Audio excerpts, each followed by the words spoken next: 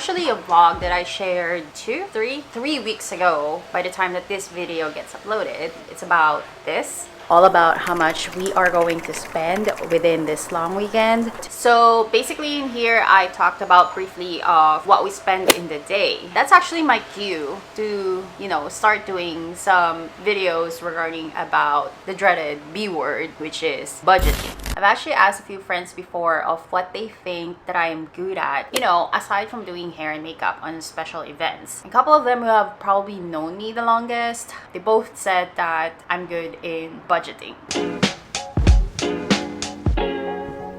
By the way, if you guys are wondering why I'm doing our bed like this, we've had probably a couple of incidents already with Patches. She's at that stage we're in. She's actually getting older now. So there was one time when I came home when there was a lot of smear on our comforter. So this blanket is actually just a protection.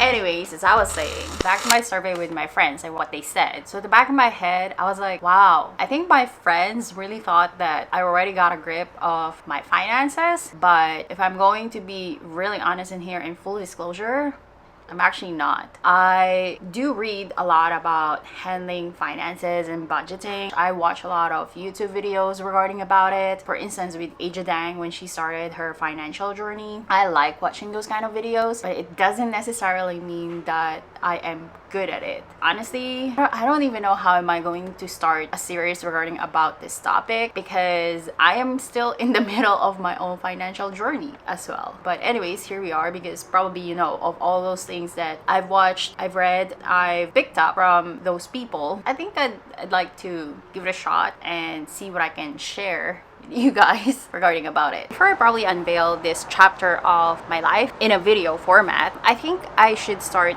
with this first, and it is what I wish I did when I was in my 20s. Okay, so there's only top 3 things that kinda, I would say, really stick out with me when it comes to my 20s and how I handle my finances back then compared to now. So those are the things that I will be sharing with you guys. Here, this has the cheese curd in it. Where's mine? It's not mine, Rita.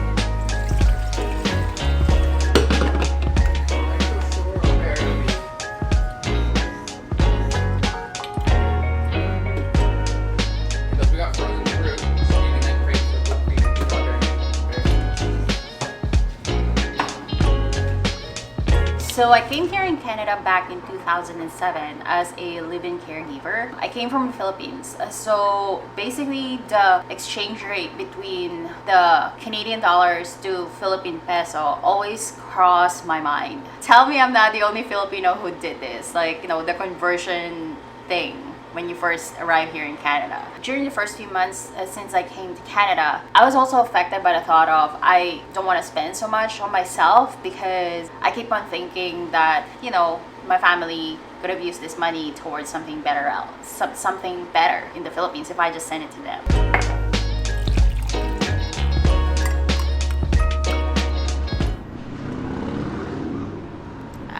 No, I think it's too loud out here. We better get inside. There we go. This is better. Now I just need to adjust this a little bit. So fast forward 2.5 years later, I was young and I was surrounded with friends. And sadly, I was also living beyond my means. I was all about FOMO back in the days, drinking every weekend because I keep on thinking that if I don't do this, I will miss out all this fun stuff with my friends. Let's not get started with the impulse buy. Buying this, buying that, all because I thought that I deserve it because I work hard for it and I am having fun and I am happy if ever I would get this stuff. There's this one quote that I can't remember where I read it or where I heard it. You basically don't play for free in life. You either play now or pay later, or pay now and play later. And it's true. It's very true. Looking back, I kind of wish I didn't FOMO much. I mean, there's nothing wrong in having fun, but I think I was excessive at that time in my life. Sometimes I regret it, but at the same time, when I get together with my friends and we talk about all the things that we have done back in the days, now I can use the old wise saying, been there, done that.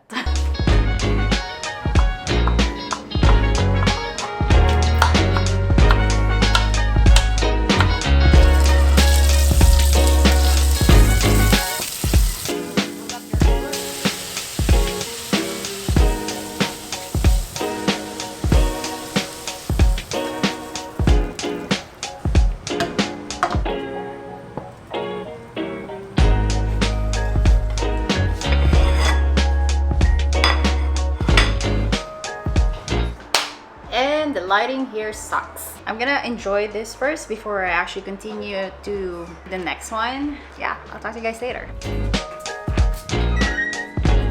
In continuation, number 2 that I kind of wish I did when I was in my 20s, financial wise, is that starting sinking funds.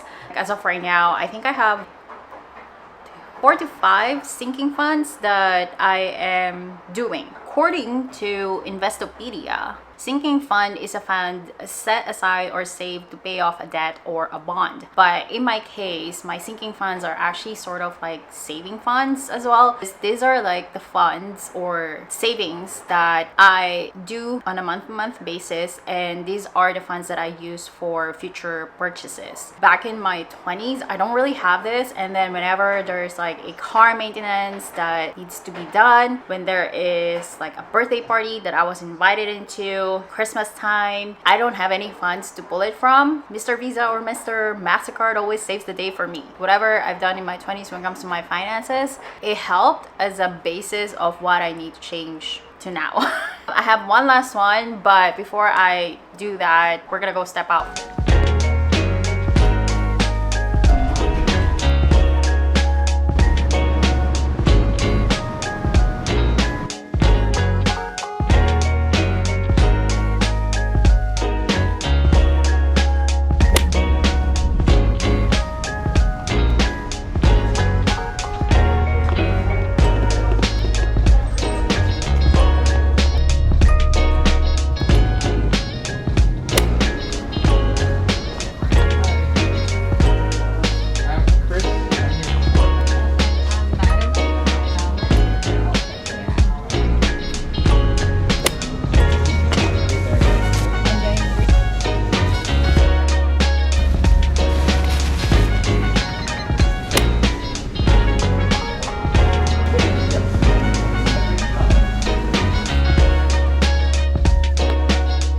It's already 8 o'clock, so it's time to wrap up this video. The last thing that I kind of wish I did when I was in my 20s is emergency fund. I'm actually still working on that one until now, because they said ideally or practically it should be at least 3 to 6 months worth of your living expenses. I'm trying to fill that up right now. And this is also what I wish that I did already a long time ago, because man, oh man, emergency funds, they do really come in handy. You can't really go back to the past. All you can do is just move forward. So what I'm trying to do is that learn from all those experiences from the past for not making a smart decision when it comes to my finances. Anyways, I'm gonna start meal prepping now because it's Saturday night and I want to wrap that up for tonight. So I guess that's it for this video. I hope to see you guys on my next one.